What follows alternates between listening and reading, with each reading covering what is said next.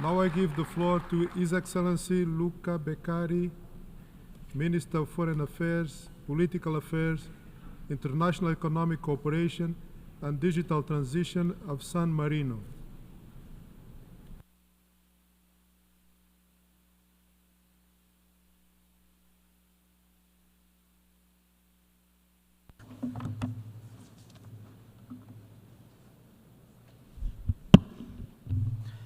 Mr. President, Mr. Secretary General, Excellencies, ladies and gentlemen. On behalf of the Government of the Republic of San Marino, I would like to congratulate His Excellencies, Mr. Philemon Young, on his election as President of the 79th section of the United Nations General Assembly and to wish him a fruitful work. The Republic of San Marino supports the priorities of your program and ensure you, Mr. President, full cooperation in all works of the General Assembly. I would also like to extend my special thanks to Secretary General Antonio Guterres for his energy and determination in leading the United Nations in this difficult and challenging time. Mr. President, the coming years will be crucial not only for the future, but for the future of our generation to come. The young generation have the right to live in peace and security and in harmony with nature. We should not forget that the world, especially the young generation, is watching us. Regrettably, we are facing an increasing number of crises and unprecedented number of armed conflicts around the world. Furthermore, the implementation of the 2030 Agenda has been slowed down by international context of uncertainty, a combined planetary crisis of climate change, pollution, biodiversity loss, aggravated by shocks of war, destabilization, and increased fragility. The impact of multiple crises is felt most severely by the poorest and most vulnerable, those increasing poverty and inequalities within and between countries. Achieving sustainable development is a big part of the challenges we face, and the 2030 Agenda remains our collective roadmap to addressing them. The Summit of the Future is an opportunity to accelerate the implementation of the 2030 Agenda, including delivery on the SDG Summit commitment, and renew our commitment to leave no one behind. Through our renewed commitment, the Pact for the Future can rebuild trust in multilateralism and in our ability to jointly address global challenges. In this regard, we appreciate that the Pact for the Future adequately reflects ambitious action in all three important global cooperation in order to leave no one behind and in order to build a cyberspace that reflects global standards for peace and security, human rights, and sustainable development.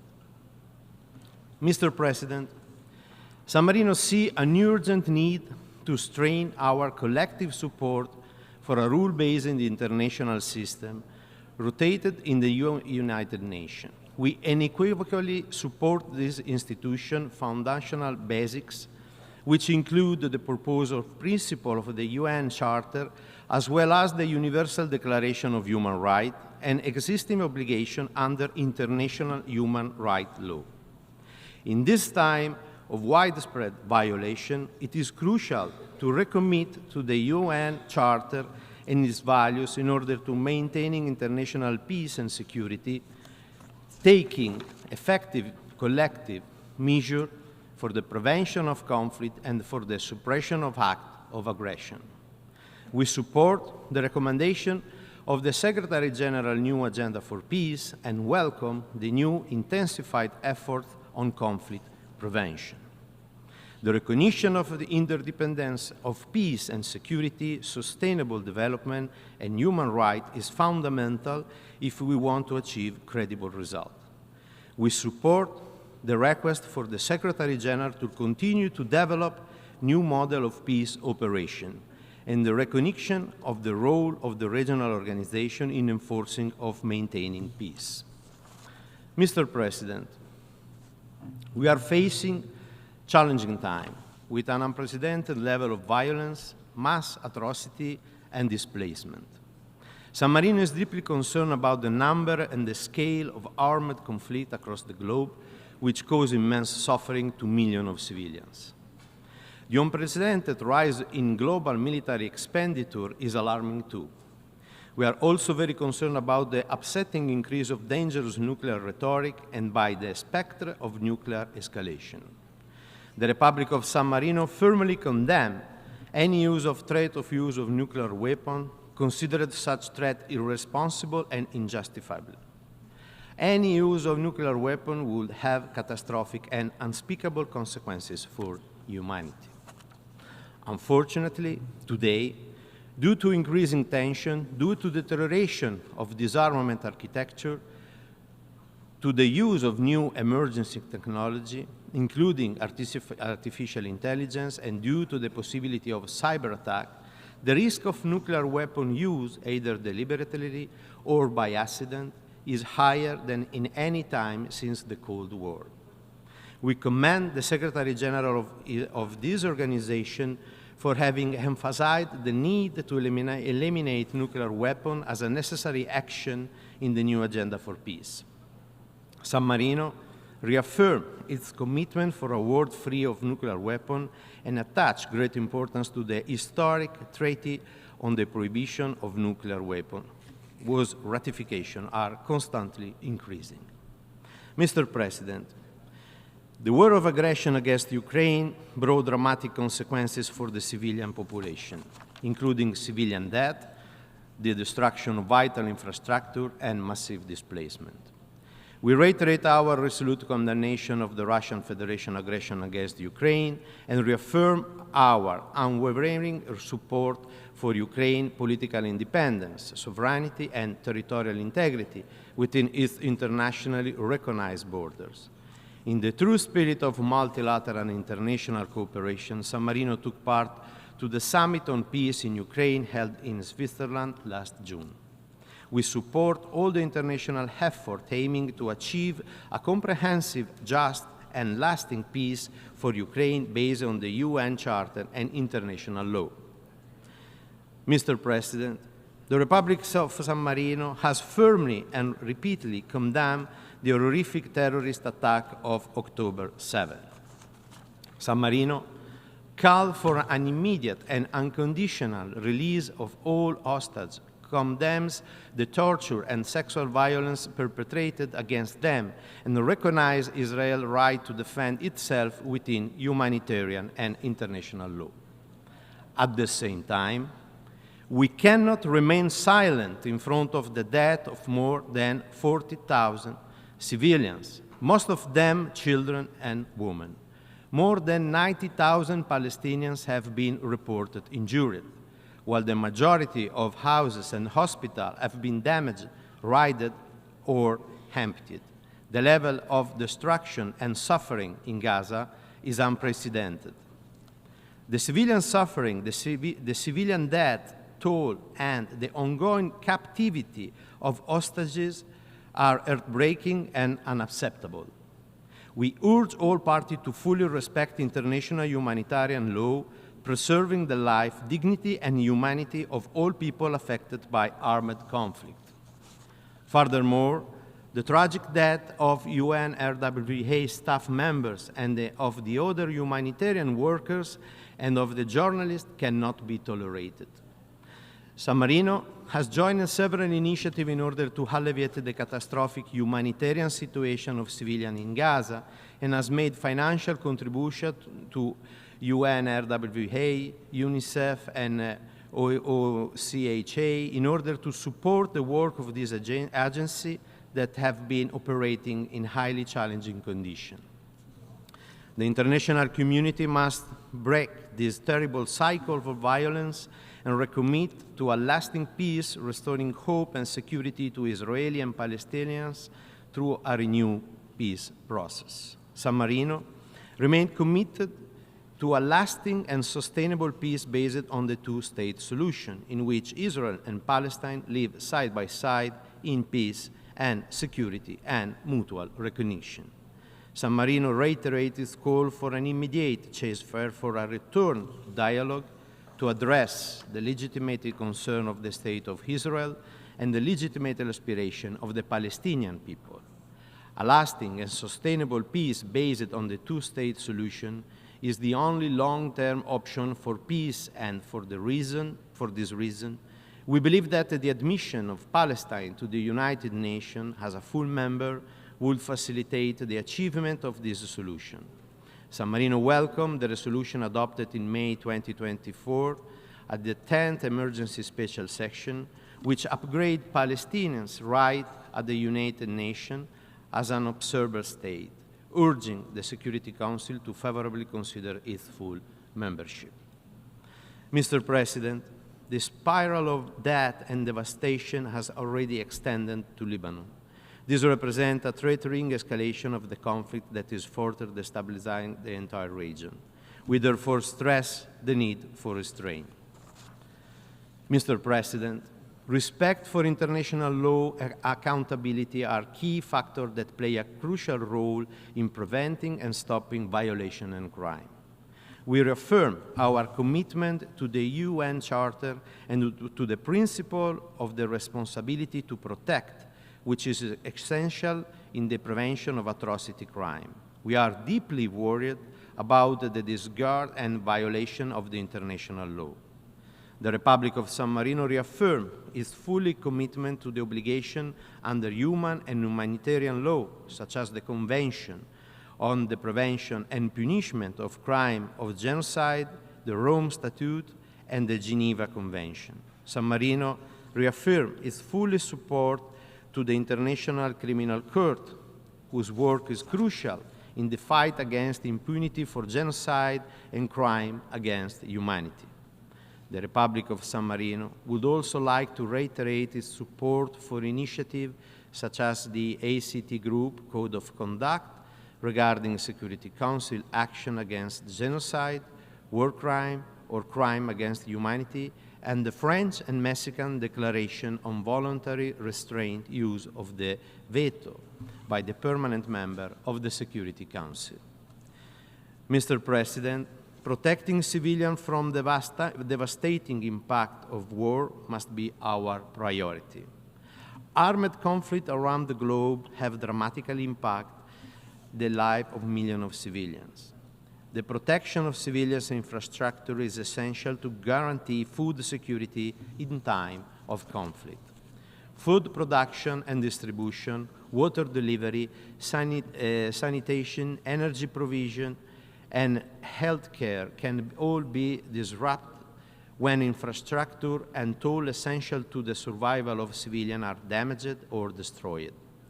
We support Security Council Resolution 2573, which condemns attacks against critical civilian infrastructure indispensable for their survival. San Marino also calls on all parties to achieve the implementation of Security Council Resolution 2417, which condemns the use of starvation of civilians as a method of warfare, as well as the unlawful denial of humanitarian access. San Marino is gravely concerned by the scale and scope of grave violation against children presented in the Secretary General annual report. San Marino supports the work of the Special Representative for Children and Armed Conflict and her office, UNICEF, the Department of Peace Operations, and all child protection actors from the UN civil society. Armed conflict continues to devastate children's lives and to compromise their fundamental rights. We are witnessing an increase in attacks on schools and hospitals. This is unacceptable. To strengthen the protection of children in armed conflict, we call all parties to armed conflict to fully comply with their obligation under international humanitarian, human rights, and refugee law, and with international norms and standards for the protection of children. Moreover, we call for full accountability for all grave violations through national and international justice mechanisms, such as the International Criminal Court. We also call all member states to ratify the optional protocol to the Convention on the Right of the Child on the involvement of children in armed conflict. We also encourage all parties to support other important tools such as the Paris Principle and Commitment and the Vancouver Principle. Mr. President, San Marino believes it is essential to strengthen the global response to the climate emergency. The existential threat caused by triple planetary crisis of climate change, biodiversity loss, and pollution should give to all of us a sense of urgency and priority in tackling this challenge. We support the commitment taken at COP28 last December, which include the imperative of transitioning away from fossil fuel in energy system in a just, orderly, and equitable manner, tripling renewable energy capacity globally and doubling energy efficiency by 2030 in line with 1.5-degree pathways. San Marino is fully committed to decarbonizing the global economy by 2050 and to healthy and reversing biodiversity loss by 2030, and recognizing the need to halt pollution, which caused the death of 9 million people annually. Moreover, we also need to tackle the water crisis, a growing global threat that will inevitably intensify in the coming 50 years, with devastating consequences on sustainable development, the environment, and regional peace and stability. Mr. President, the increasing evident interrelationship among global challenges highlight the need for member states today more than ever to work together to overcome difficulties. The United Nations is the only universally intergovernmental body based on the sovereign equality of all its members. Its unique role as the center for setting goals, harmonizing action, and sharing experience to achieve the common ends, such as peace and security, sustainable development, human rights, and the rule of law, transcend any one nation state and serve the collective interest for all nations and people. The centrality and relevance of the United Nations is not a given. We need a much stronger focus on collective global solutions to current and future challenges, which threaten peace and prosperity for all. We need to revitalize the United Nations and reinvigorate multilateralism to ensure its continued significance. To this end, it is essential to rebuild trust in the potential of the organization, in its leadership, and most of all, trust between its members and all the stakeholders. Moreover, the global governance must become more inclusive and accountable for the effective by providing more space for the participation of civil society and private sector. In this regard, we need more inclusive international financial architecture, strengthen a rule-based and equitable financial system that ensure a more effective and inclusive global economic governance, with meaningful development impact and providing space for innovative solutions. Multilateralism must effectively deliver on peace as a global public good. Reform must remain at the center of our action because they are crucial to future world stability and maintenance of international peace and security. In this regard, San Marino follows with particular interest the Security Council reform.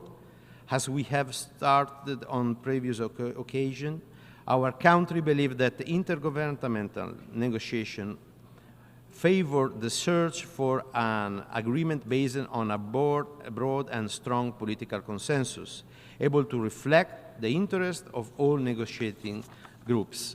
San Marino called for a reform that make the Council more democratic, transparent, efficient, and accountable. This goal can be achieved only through a continuous dialogue among the states and the awareness that overcoming the respective initial position is essential to negotiate the broadest agreement possible. In conclusion, Mr. President, we stand at a critical juncture where the step we take today will shape the international rule-based order and the United Nations system for decades to come. It is essential to find new ways of working together and to ensure that multilateral institutions will be able to address the rapid change taking place. Member States must assume their responsibilities, including that of making our organization able to fulfill its mandate, which is to protect the citizen of the world. San Marino is a state with a strong identity thanks to its century-old history of peace and freedom. Our state is small, but proud to bring its contribution to the United Nations community. Thank you for your attention. I thank the Minister of Foreign Affairs, Political Affairs, International Economic Cooperation, and Digital Transition of San Marino. I now give the floor to His Excellency Mohammed